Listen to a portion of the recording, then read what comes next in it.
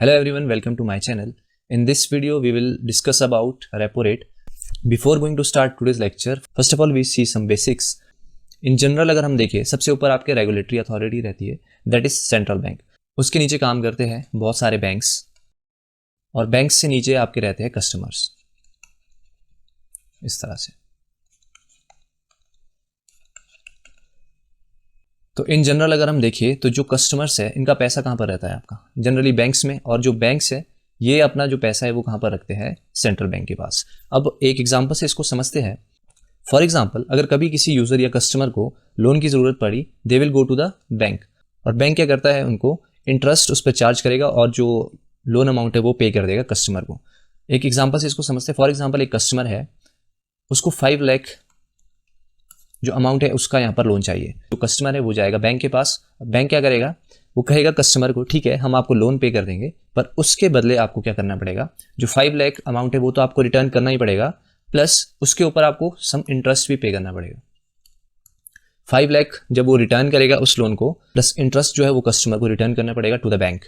तो जो interest charge किया यहाँ पर बैंक ने, इसे हम क्या कहते हैं, लैंडिंग रेट.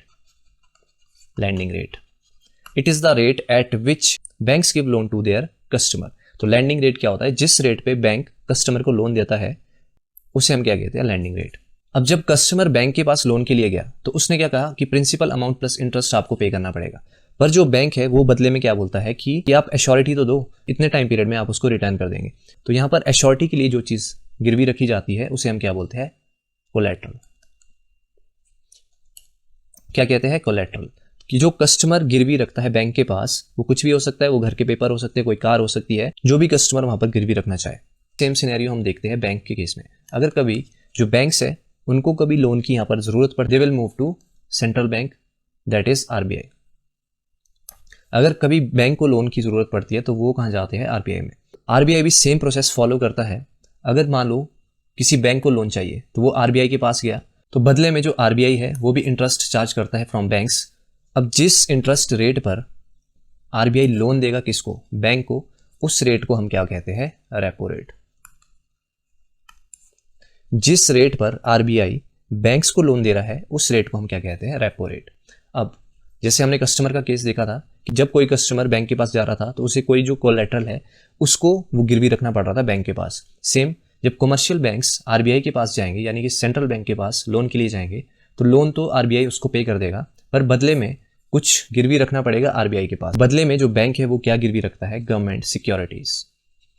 गवर्नमेंट सिक्योरिटीज वो डिपॉजिट करता है कहां पर, आरबीआई के पास, और आरबीआई लोन देता है कमर्शियल बैंक्स को, और जिस रेट पे वो लोन देता है बैंक्स को, उस रेट को हम क्या बोलते हैं, रेपो रेट. अगर हम फुल फॉर्म देखें रेपो रेट के, इसका मतलब होता है रीपरचेज रेट. तो इसमें रीपरचेज हम क्या कर रहे हैं, इसको हम समझते हैं. रीपरचेज का मतलब है, देखिए एक बार फिर से समझिए, यहां पर है मान लो आरबीआई, यहां पर है बैंक. बैंक को लोन चाहिए था आरबीआई से, तो आरबीआई ने लोन पे कर दिया किसको, बैंक को. बदले में जो बैंक्स है इसने आरबीआई के पास क्या गिरवी रख दिया, गवर्नमेंट सिक्योरिटीज. ठीक है.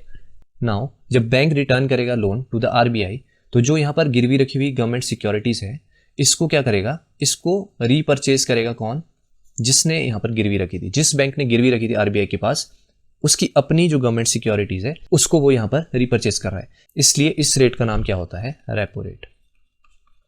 क्योंकि वो अपने ही जो उसने गवर्नमेंट सिक्योरिटीज गिरवी रखी थी आरबीआई के पास, उसी चीज को रिपरचेज कर रहा है. ठीक है. तो थोड़ा बहुत फंडा जो है आपका क्लियर हो गया होगा.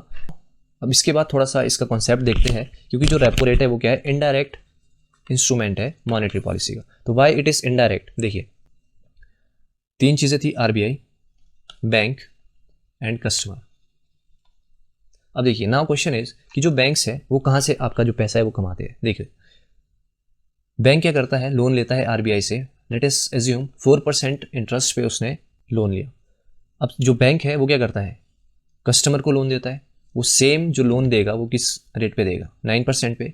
तो यहाँ का जो बेनिफिट है वो कौन कमा रहा है, बैंक. तो यहाँ से इनकम होती है आपकी बैंक की.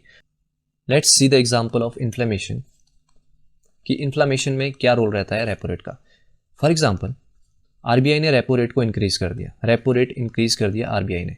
फॉर एग्जांपल, पहले 4% पे लोन दे रहा था बैंक को आरबीआई, अब वो 10% पे लोन दे रहा है बैंक को. अब जो बैंक है उसको ही लोन जो है महंगा मिल रहा है, तो ऑब्वियस है जो बैंक है वो कस्टमर को उसके डबल रेट पे जो लोन है वो पे करेगा। इस तरह से अगर आप रेपो रेट को इंक्रीज़ करते हैं, आरबीआई इंक्रीज़ करता है रेपो रेट को, तो इसके कारण क्या होता है, जो आपका इन्फ्लेमेशन है उसमें भी आपकी बढ़ोतरी देखने को मिलती है।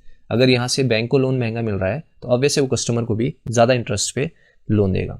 तो ये रोल रहता है आपका रेपो रेट का। तो इसलिए ये इनडायरेक्ट इंस्ट्रूमेंट है मॉनेटरी पॉलिसी का। तो आई होप आपको जो रेपो रेट है वो यहाँ पर समझ आया होगा। अगर आपको वीडियो लेक्चर पसंद आया तो प्लीज़ वीडियो को लाइक ज़रूर करिएगा और चैनल को सब्सक्राइब ज़रूर करिएगा।